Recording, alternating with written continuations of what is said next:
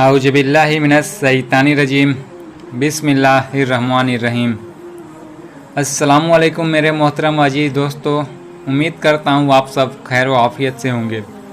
मेरे प्यारे अजीज़ दोस्तों, कल के वाक़ये में मैंने आपको बताया था कि यहूदी लोग हुजूर सल्लल्लाहु अलैहि वसल्लम और उनके सहाबा के कत्ल का मंसूबा बना रहे थे और पहले ही 70 सहाबियों को कत्ल कर दिए थे। तो चलिए आज उसके शहादत का बदले का वाक़या सुनाता हूँ।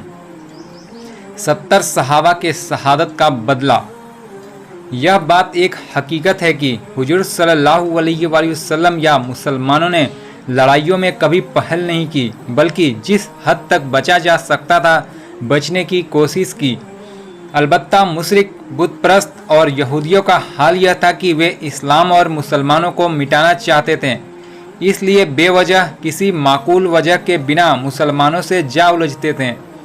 हुजूर सल्लल्लाहु अलैहि वसल्लम के ज़माने में जितनी लड़ाइयाँ हुई, सब की शुरुआत कुफ़ार की तरफ से हुई और मजबूरन मुसलमानों को भी अपनी हिफाजत में लड़ना पड़ा। जब बनु नजीर का किला जीत लिया गया और मुसलमान मदीना वापस आ गए, तो खबर सुनी कि बनु नजीर का किला जीत लिया गया और मुसलमान मदीना वापस आ गए, तो खबर सुनी कि बनु मुहारिब और बनु सलवा के कबीले शरारत और फसाद पर तुले बैठे हैं और वे बहुत जल्द मदीने पर हमला करने वाले हैं। ये दोनों कबीले गतफान की साखें थीं जो इलाका नजद में आबाद थी। चूँकि नजदियों के कबीले बनु सलीम के 70 बेगुनाह मुसलमानों को कत्ल कर डाला था, इसलिए तमाम मुसलमानों को रंज था। अब जबकि यह खबर आम तौर पर सुनी गई थी कि बनु मुहारिब और बनु सालबा लड़ाई की तैयारियां कर रहे हैं, तो हुजूर सल्लल्लाहु अलैहि वसल्लम ने भी लड़ाई की तैयारियां शुरू कर दी और बहुत जल्द सिर्फ 400 की फ़ौज नजद की तरफ ले गए। चूँकि अब मदीना मुनव्वरा में इस्लामी हुकूमत कायम हो चुकी थी, इसलिए हुजूर सल्लल्लाहु अलैहि वसल्लम ने उस्मान बिन अफ़्फ़ान रज़ियल्लाहु ताला अन्हु को मदीने का जिम्मेदार बनाकर फ़ौज को लेकर सफ़र शुरू कर दिया। फ़ौज नजद के इलाके में दाखिल हुई और एक पहाड़ी को तय करने लगी। न मालूम उस पहाड़ी के पत्थर किस किस्म के थे कि उन पर चलने की वजह से मुसलमान के जूते टूट गए। मुजाहिद नंगे पैर चलने लगे, पर जब पाँव जख्मी होने लगे तो उन्होंने पाँवों पर कपड़े लपेटकर सफ़र का मरहला तय किया। मुसलमान अब एक नखलिस्तान में दाखिल हो चुके थे। इस नखलिस्तान में कुछ मुशरिक मौजूद थे जो इधर उधर कुछ तलाश करते फिरे जा रहे थे। वे मुसलमानों को देखकर बहुत घबराए और उन्होंने भाग जाने का इरादा किया। मुसलमान उनके चेहरे से उनके इरादों को भांप गए। वे दौड़कर उनके पास पहुंच गए और उन्हें गिरफ्तार कर उनके हालात मालूम करने लगे। अभी उन मुशरिकों ने कुछ बताया भी नहीं था कि हुजूर सल्लल्लाहु अलैहि वसल्लम भी उस जगह पहुंच गए हैं। तुम लोग कौन हो? हुजूर सल्लल्लाहु अलैहि वसल्लम ने पूछा। हम कबीला बनु सलीम के लोग हैं। उनमें से एक आदमी ने बताया। आपके चेहरे पर कुछ सख्ती आ गई। पूछा, उस कबीला बनु सलीम के जिसके लोगों ने 70 बेगुनाह मुसलमान शहीद कर दिए हैं? जी हाँ, उस कबीले के उस आदमी ने सर झुकाकर कहा। लेकिन हुजूर सल्लल्लाहु अलैहि वसल्लम, हम बेगुनाह हैं। हम कसम खाकर कहते हैं कि हम उस बुजदिलाना और वहशियाना कत्ल में शरीक न थे। जब मुसलमानों को मालूम हुआ कि ये उस कबीले के लोग हैं जिसने 70 बेगुनाह मुसलमानों को निहायत बेदर्दी से कत्ल कर डाला था, तो वह सब जोश व गजब में भर गए और गजबनाक निगाहों से उन्हें देखने लगे। बनु सलीम के इन आदमियों ने मुसलमानों की गैज भरी निगाहें देखी। वे अपनी जिंदगियों से मायूस हो गए। हुजूर सल्लल्लाहु अलैहि वसल्लम ने पूछा, तुम यहाँ क्या कर रहे थे? हुजूर सल्लल्लाहु अलैहि वसल्लम, एक आदमी ने कांपती आवाज़ में जवाब दिया, यहाँ बनु मुहारिब और बनी सलवा की फ़ौज मौजूद थी जो मुसलमानों के आने की खबर सुनकर फरार हो गई। हम यहाँ इसलिए आए थे कि शायद वे लोग कुछ चीज़ें छोड़ गए हों, उन्हें पा सकें। लेकिन क्या? हुजूर सल्लल्लाहु अलैहि वसल्लम ने पूछा। लेकिन नहीं जानते थे कि मौत हमें नखलिस्तान में लिए जाती है। उस आदमी ने कहा, ए मुसलमानों के हादी, ए मदीने के बादशाह, हम सब बेकसूर हैं, हमें माफ़ कर दो। यह कहते ही वह आदमी रोने लगा और उसके साथी भी रोने लगे। बदबख्त बुज़दिलो, हजरत उमर रजी अल्लाह ताला अन्हु ने जोश में आकर कहा, अब मौत को करीब देखकर रोते हो? जब तुम्हारी कौम मुसलमानों को कत्ल कर रही थी उस वक्त अंजामिकार की खबर न थी? एक आदमी ने सिसकियां भरते हुए कहा, आह, हम खबरदार न थे, भरी जोश ने हमें अंधा कर दिया था। आमिर, हाँ, बदबख्त और बदमाश आमिर ने हमें कबीले को भड़का दिया था और हमने नासमझी से 70 बेगुनाह मुसलमानों को शहीद कर डाला। मगर हुजूर सल्लल्लाहु अलैहि वसल्लम, हमारे कबीले में फोड़े वाली बीमारी फूट पड़ी और हर वह आदमी मर गया जो मुसलमानों के कत्ल में शरीक था। मनहूस आमिर भी उसी मुजी मरज का शिकार हो गया। उस आदमी का गला भर आया। उसने आगे कहा, उस खुदा ने जिसकी तुम पूजा करते हो मुसलमानों का बदला ले लिया, तुम हम पर रहम करो। आह, हमारे छोटे छोटे बच्चे। हजरत अबू बकर रजी अल्लाह ताला अन्हु को तैस आ गया। बोले, बदबख्तो, अब रोते हो? मौत करीब आ गई है। नहीं सिद्दीक, हुजूर सल्लल्लाहु अलैहि वसल्लम ने फरमाया, इन्हें कुछ न कहो, इनके कत्ल करने से क्या फ़ायदा, इनके बच्चे यतीम हो जाएंगे। हुजूर सल्लल्लाहु अलैहि वसल्लम इस कदर खुदा तरसी। हजरत अली रजी अल्लाह ताला अन्हु बोले, हर उस आदमी पर जो रहम की तलब करता हो मेहरबानी करो, ख़ास तौर से उन दुश्मनों पर जो आजिजी दिखाएं, यह भी ईमान का एक हिस्सा है। हुजूर सल्लल्लाहु अलैहि वसल्लम ने फरमाया, कहो मेहरबानी तुम अहले जमी पर खुदा मेहरबान होगा अरसे बरी पर। हम हुजूर सल्लल्लाहु अलैहि वसल्लम के फरमा बरदार हैं। हजरत अली रजी अल्लाह ताला अन्हु ने कहा, जो हुक्म होगा हम उसकी तामील करेंगे, इन्हें आज़ाद कर दो। हुजूर सल्लल्लाहु अलैहि वसल्लम ने फरमाया, बनु सलीम वालों को फ़ौरन छोड़ दिया गया। वे दुआएं देते हुए चले गए। चूँकि यह मालूम हो गया था कि बनु मुहारिब और बनु सलबा फरार हो गए हैं, इसलिए इस्लामी फ़ौज वापस हो गई। बदरे सुगरा, जैसा कि पहले कहा जा चुका है कि उहद के चलते वक्त बनु सुफियान बद्र पर लड़ाई की दावत दे गया था। चूँकि साल खत्म हो चुका था, इसलिए मक्का से खबरें आने लगी कि कुरैश मक्का लड़ाई की बड़ी तैयारियां कर रहे हैं। इसलिए हुजूर सल्लल्लाहु अलैहि वसल्लम ने भी तैयारियां शुरू कर दी। कुछ ही दिनों के बाद मालूम हुआ कि मक्का के बेहतरीन बहादुर और जंगजू लोग अबू सुफियान की सरकर्दगी में बद्र की तरफ चल पड़े हैं। साथ ही यह खबर गर्म हुई कि इस बार कुफारे मक्का बड़ी सज धज और भारी साज व सामान के साथ आए हैं और उनका इरादा फैसला कर देने वाली लड़ाई का है। या तो इस लड़ाई में इस्लाम और मुसलमानों का खात्मा हो जाएगा या मक्का के मुशरिकों का। इन खबरों को कुफारे मक्का बढ़ा चढ़ाकर बयान करते थे। अब्दुल्ला बिन उबई मुनाफिक मुसलमानों को डराता फिर रहा था। यहूदी भी बगले बजा रहे थे। मक्का से एक आदमी नईम बिन मसूद आया था। वह मदीने का रहने वाला था। उसे अब्दुल्ला बिन उबई ने मक्के भेजा था ताकि वह अबू सुफियान को लड़ाई पर उभारे। उसने बयान किया कि सारा मक्का और मक्का के पड़ोस के तमाम कबीले उमड़ आए हैं। इतनी भारी फौज और इतने साज व सामान से लदी हुई फौज अरब की धरती पर कभी न आई होगी जैसा कि बद्र के तरफ से आ रही है। यह कुदरती बात थी कि मुसलमान इन खबरों को सुनकर फिक्र व तरद्दुद में पड़ जाते। चुनांचे मुसलमान कुछ फिक्रमंद होने लगे थे। हजरत उमर रजी अल्लाह ताला अन्हु मुसलमानों की चिंता देखकर बिगड़ गए।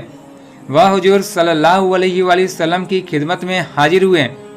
अलैक सलैक के बाद बैठ गए और कुछ देर बाद बोले, क्या आपने तमाम वाक़ये सुन लिए जो मदीने के कुचे कुचे में मशहूर हो रहे हैं? कैसे वाक़ये? हुजूर सल्लल्लाहु अलैहि वसल्लम ने पूछा। कुफ़ारे मक्का की हमलावरी। हजरत उमर रजी अल्लाह ताला अन्हु ने जवाब दिया, सुनते तो हैं। हुजूर सल्लल्लाहु अलैहि वसल्लम ने फरमाया, क्या है? मैं जानना चाहता हूँ कि हुजूर सल्लल्लाहु अलैहि वसल्लम खुदा के रसूल हैं। हजरत उमर रजी अल्लाह ताला अन्हु ने कहा, हाँ, मैं खुदा का रसूल हूँ। हुजूर सल्लल्लाहु अलैहि वसल्लम ने फरमाया, फिर मुसलमान चिंता में क्यों डूब रहे हैं? हजरत उमर ने फरमाया, क्या पिछली लड़ाइयों में अल्लाह ने मुसलमानों की मदद नहीं की? अब खुदा हमारी मदद नहीं करेगा? उम्र के हिसाब से भी और यूँ भी तबीयतें अलग अलग होती हैं। हुजूर सल्लल्लाहु अलैहि वसल्लम ने फरमाया, कमज़ोर तबीयत के लोग वहशतनाक खबरों से जल्द मुतासिर होते हैं, लेकिन मजबूत दिल वाले किसी बात से मुतासिर नहीं होते हैं। क्या हुजूर सल्लल्लाहु अलैहि वसल्लम ने लड़ाई का इरादा बदल दिया है? हजरत उमर ने पूछा, उमर, अगर कोई एक आदमी भी मेरे साथ न चलेगा, मैं जब भी तन्हा वायदे के मुताबिक पहुंच जाऊंगा। हुजूर सल्लल्लाहु अलैहि वसल्लम ने फरमाया, हजरत उमर रज़ियल्लाहु ताला अन्हु अपना इत्मीनान करके चले आए। उन्होंने आते ही ऐलान कर दिया कि मुसलमानों, लड़ाई की तैयारी करो। हुजूर सल्लल्लाहु अलैहि वसल्लम ने फरमा दिया है कि अगर तुम में से एक आदमी भी न जाएगा, तब भी मैं कुफ़ारे मक्का के मुकाबले बद्र नामी जगह पर जाऊंगा। यह कैसे मुमकिन था कि हुजूर सल्लल्लाहु अलैहि वसल्लम लड़ाई के लिए तशरीफ़ ले जाते और आपके सहाबा पीछे रह जाते? इसलिए सब ने इस ऐलान के सुनते ही तैयारियां शुरू कर दी। जब हुजूर सल्लल्लाहु अलैहि वसल्लम ने फ़ौज को रवानगी का हुक्म दिया तो 1500 मुजाहिद इस्लामी झंडे के नीचे जमा हो गए। मुसलमानों की इतनी बड़ी फ़ौज इससे पहले कभी न गई थी। मदीने के कुफ़ार और यहूदी इस भारी फ़ौज को देखकर हैरान रह गए। अब्दुल्ला बिन उबई मुनाफिक इस लड़ाई में शरीक न हुआ, बल्कि उसने साफ कह दिया कि बद्र में मरने के लिए कौन जाए। इस्लामी फ़ौज बड़ी शान से कूच करती हुई बद्र में पहुंची। इस शानदार फ़ौज की तमाम अरब में धूम मच गई। जिस तरह से यह फ़ौज गुजरी, कबीलों ने खौफ व हरास की नज़रों से उसे देखा।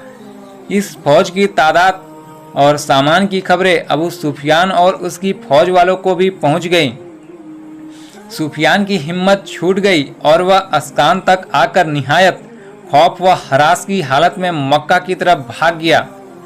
जब यह फ़ौज मक्के में दाखिल हुई तो औरतों ने ताना दिया कि सिर्फ सत्तू पीने गए थे, लड़ने के लिए नहीं गए थे, वरना मर जाते। लेकिन मुसलमानों के डर कर बगैर लड़े फिरे हरगिज न आते। मुसलमान एक हफ्ते तक कुफारे मक्का का इंतजार करते रहे। 8वें दिन एक आदमी माबद खुजाई ने आकर इत्तला दी कि मुशरिकों की फ़ौज अस्फान से वापस लौट गई है। मजबूरन इस्लामी फ़ौज भी लौट गई। इस लड़ाई का नाम बदरे सुगरा है। यह आखिरी महीने रजब सन 4 हिजरी का वाक़या है। बद्र से वापस आकर मुसलमान पढ़ने पढ़ाने और तबलीग में लग गए। दोमतुल जुंदल की लड़ाई। माह रबीउल अव्वल सन 4 हिजरी में हुजूर सल्लल्लाहु अलैहि वसल्लम को इत्तला मिली कि शाम की सरहद पर दौलतुल जुंदल का ईसाई बादशाह मदीना मुनव्वरा पर हमला करने की तैयारियां कर रहा है।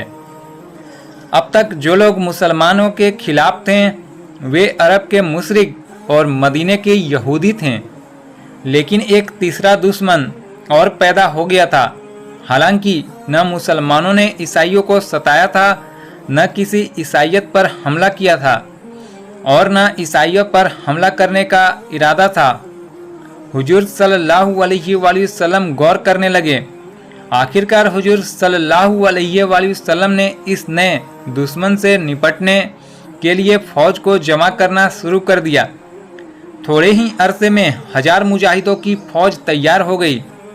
हुजूर सल्लल्लाहु अलैहि वसल्लम ने सहाब बिन अरतफ़ा गिफ़ारी को मदीने का गवर्नर बनाया और खुद जमा की हुई फ़ौज को लेकर दोमतुल जुंदल की तरफ रवाना हुए।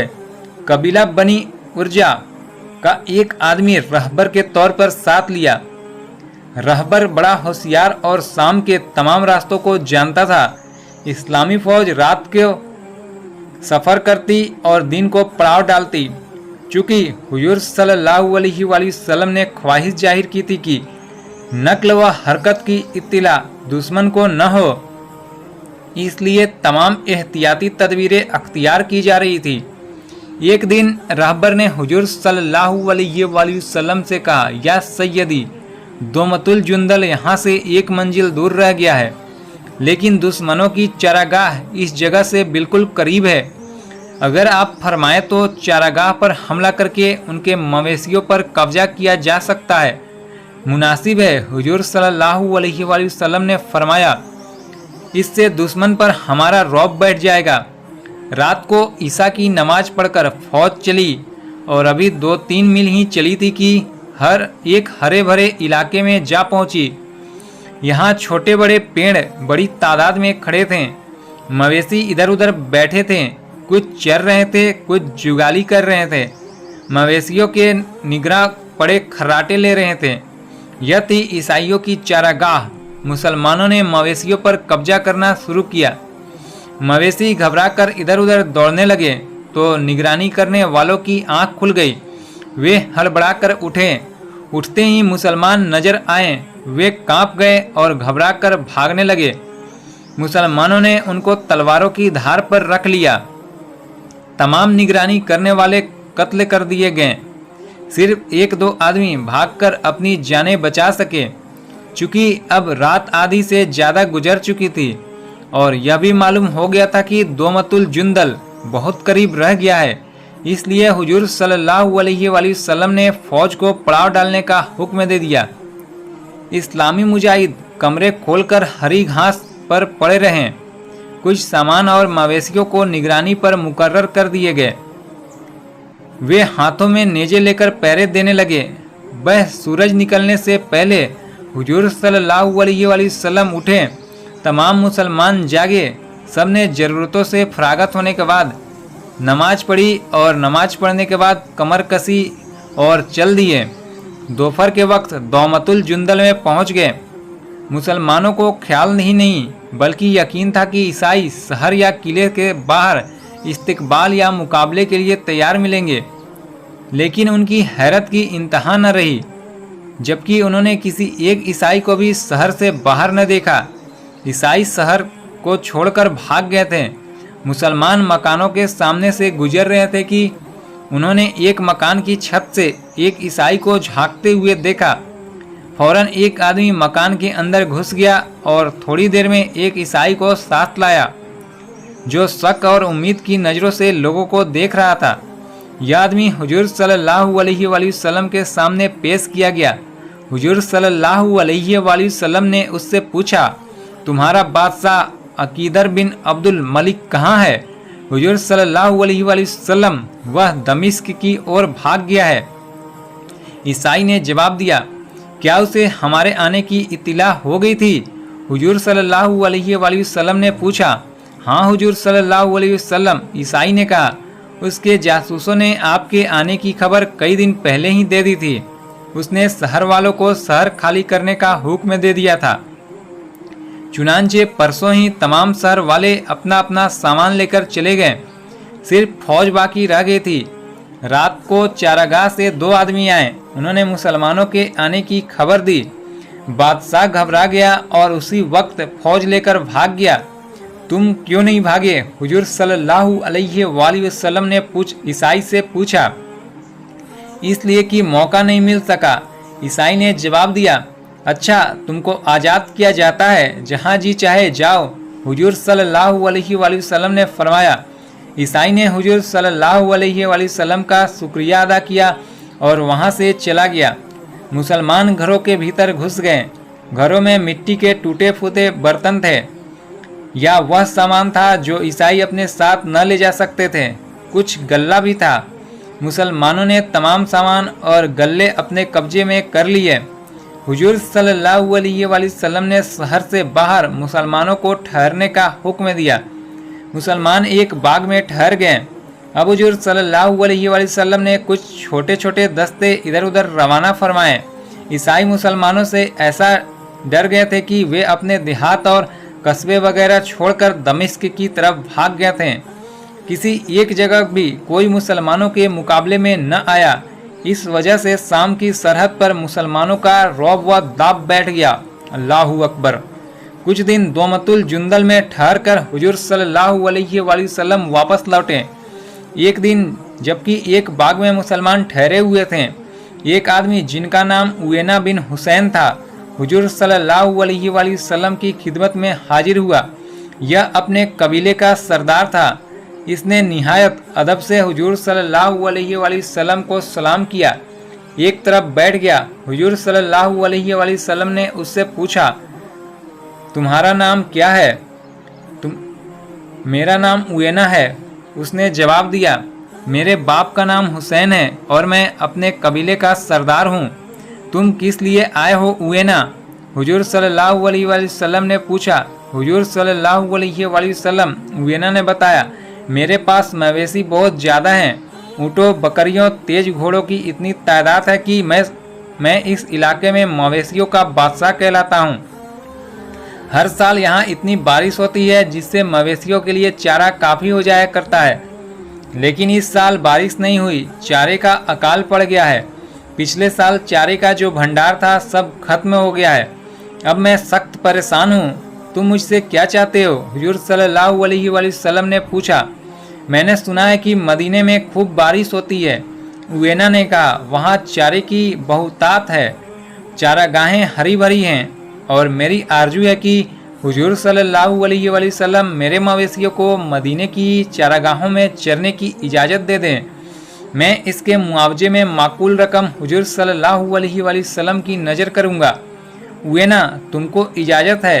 हुजूर अकरम सल्लल्लाहु अलैहि वसल्लम ने मुस्कुराकर फरमाया, जितने मवेशी चाहो मदीने की चारागाहों में भेज दो, कोई तुमको रोकेगा नहीं और न तुम में से कोई मुआवजा लिया जाएगा। उवेना ने शुक्रगुजार की शक्ल में आपके चेहरे को देखा, बोला, हुजूर सल्लल्लाहु अलैहि वसल्लम, इस ज़बरदस्त इनायत का 1000 बार शुक्रिया। उवेना उठकर चला गया। हुजूर सल्लल्लाहु अलैहि वसल्लम ने भी फौज को रवानगी का हुक्म दिया। मुजाहिदों ने तमाम सामान और खेमे ऊँटों पर लादे और मदीना मुनव्वरा की तरफ रवाना हो गए। इस मुहिम का नाम दोमतुल जुंदल की लड़ाई है। मेरे प्यारे अजीज दोस्तों, इंशाअल्लाह इस सीरीज का अगला हिस्सा कल पोस्ट किया जाएगा। आप हजरात से इल्तिजा है, इसे ज़्यादा से ज़्यादा शेयर करें और हमारा हौसला अफजाई में ताउन फरमाएं। मिलते हैं फिर इसके आगे के वाक़ये के साथ कल, तब तक के लिए खुदा हाफिज।